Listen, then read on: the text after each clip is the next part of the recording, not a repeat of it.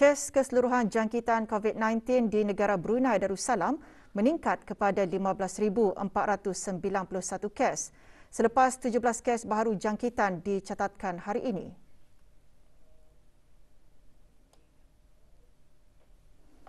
Kementerian Kesihatan dalam siaran akhbarnya memaklumkan 13 dari kes tersebut adalah kes tempatan manakala 4 kes import. Sementara itu, 1,297 ujian makmal dilaksanakan dalam tempoh 24 jam, manakala kadar kes positif adalah 1.3%.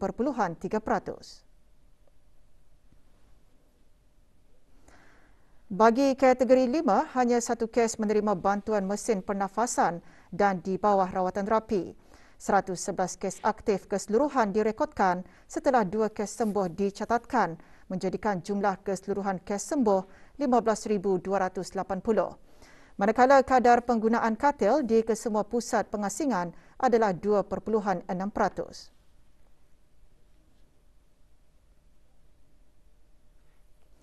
Sehingga 31 Disember 2021, kadar keseluruhan penduduk yang menerima sekurang-kurangnya 1 dos vaksin 94.5%, untuk 2 dos vaksin pula 93.3%, sementara 21.4% bagi penerima 3 dos vaksin. Bagi sekatan pergerakan yang dijalankan dari 10 malam hingga 4 pagi, 9 pelanggaran arahan dikeluarkan denda kompaun di seluruh negara.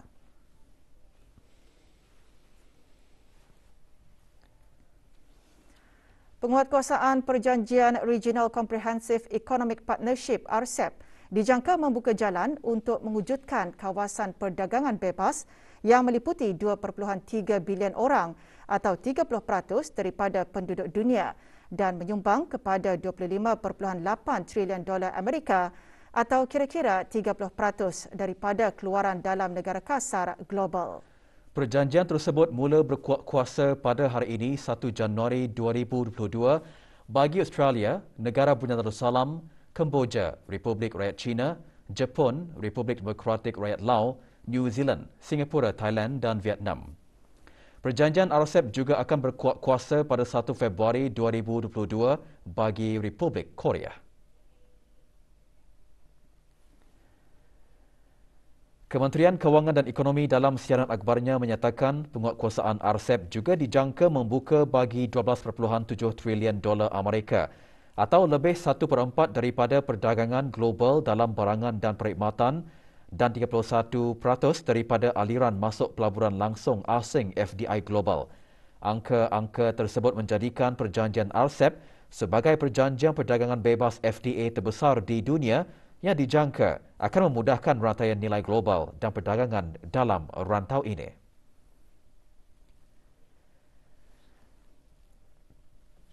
Ketika dunia terus bergelut dengan kekacauan ekonomi disebabkan wabak COVID-19, penguatkuasaan perjanjian RCEP menandakan keazaman rantau ini untuk memastikan pasaran tetap terbuka, meningkatkan integrasi ekonomi serantau, menyokong sistem perdagangan pelbagai hala yang terbuka, bebas, adil, inklusif dan berasaskan peraturan dan terutamanya menyumbang kepada usaha pemulihan pasca pandemik global.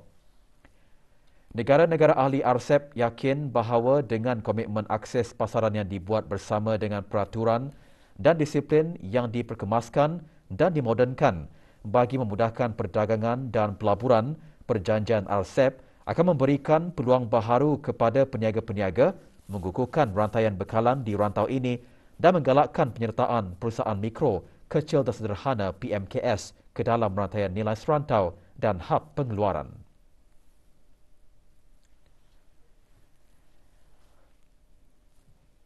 Perjanjian RCEP telah ditandatangani pada 15 November 2020 oleh negara-negara anggota ASEAN, Australia, Republik Rakyat China, Jepun, Republik Korea dan New Zealand. Negara Brunei Darussalam berharap penguatkuasaan perjanjian RCEP bagi kesemua negara-negara ahli RCEP. Semua pengeksport di negara ini digalakkan untuk menggunakan peluang-peluang yang ada di dalam perjanjian RCEP, terutamanya kadar tarif keutamaan yang ditawarkan dan potensi untuk mengoptimalkan rantaian bekalan. Maklumat lanjut, email ke tf@mofi.gov.bn manakala teks undang-undang RCEP boleh diakses melalui laman sesawang seperti yang tertera.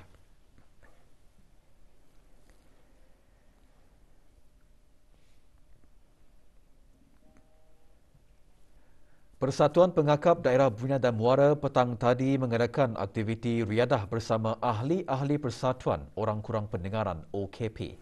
Aktiviti yang diadakan di Tasik Tangsalangan, Kampung Tunku Katok itu bertujuan bagi memberi pendedahan kepada masyarakat agar golongan orang kelainan upaya sentiasa diberikan perhatian.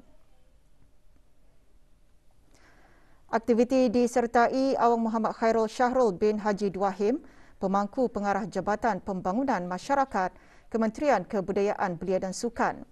Antara pengisian acara termasuk berkayak, lawatan ke tapak kebun Tangsalangan dan pelepasan anak-anak ikan.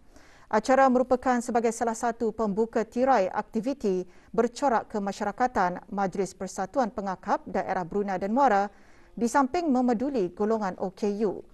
Aktiviti juga diadakan bersempena memperingati Hari Antarabangsa OKU dan Hari Bertindak Sukarelawan Antarabangsa.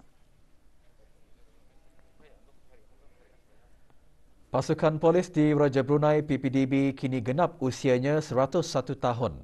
Bersempena ulang tahun penubuhan PPDB itu kemarin diadakan majlis membaca surah Yasin dan doa kesyukuran di Masjid Ash-Shalihin, Jalan Perdana Menteri. Hadir Datuk Paduka Seri Haji Awang Muhammad Irwan bin Haji Hambali, Pesuruhjaya Pasukan Polis di Raja Brunei. Majlis dimulakan dengan sembahyang sunat hajat dan sembahyang fardu asar berjemaah bagi memohon keberkatan serta kesejahteraan warga PPDB dalam melaksanakan tugasan harian.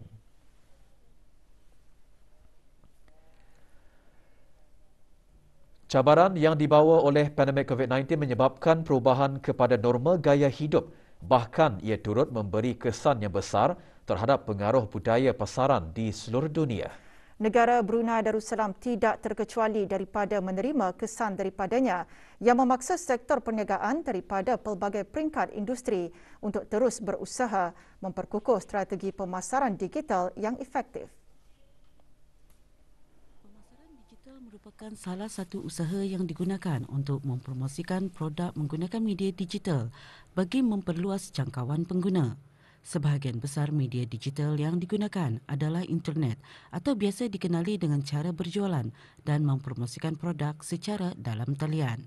Selain itu, media digital dapat diakses dengan melayari laman sesawang dan media sosial juga digunakan untuk berkomunikasi bersama pengguna.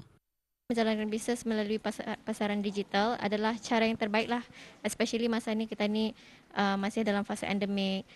Pasaran digital ini banyak sebenarnya kelebihannya. Salah satunya adalah penjimatan dalam kos operasi dan dua, actually kita ni boleh reach customers tanpa batas.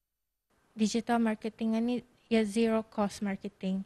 So kebanyakannya kos-kos untuk mempasarkan produk-produk kami ia hanya menggunakan satu klik saja, which is memakai internet.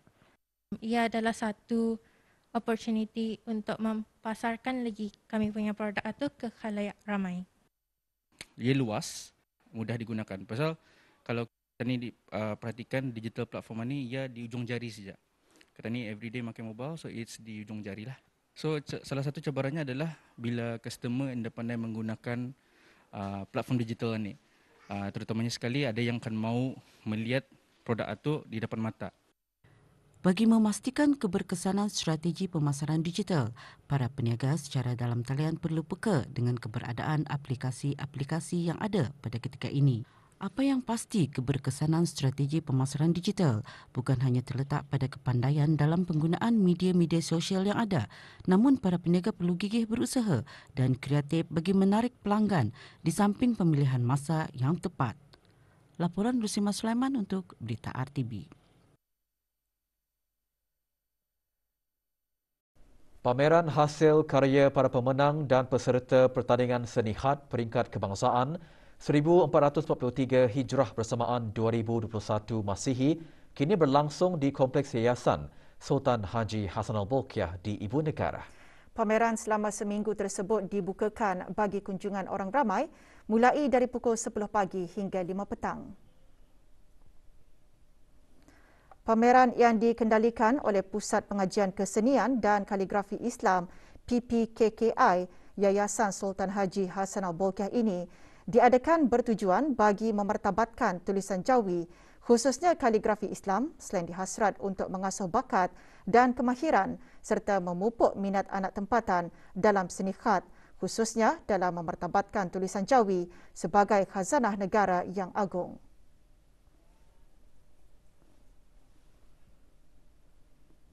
Pameran yang diadakan adalah kesinambungan pertandingan seni khat peringkat kebangsaan pada tahun 2021 dan salah satu tujuan pameran ini diadakan adalah untuk mengenalkan lagi kepada masyarakat kita ni yang mana adanya minat orang kita ni itu dalam bidang kesenian khat ini. Pameran ini mengetengahkan dua kategori iaitu kategori contemporary dan kategori tradisional.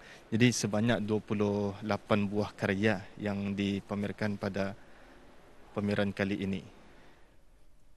8 orang lelaki warga asing dikeluarkan PAS setelah didapati bekerja di negara ini menggunakan pas kerja yang telah mansuh.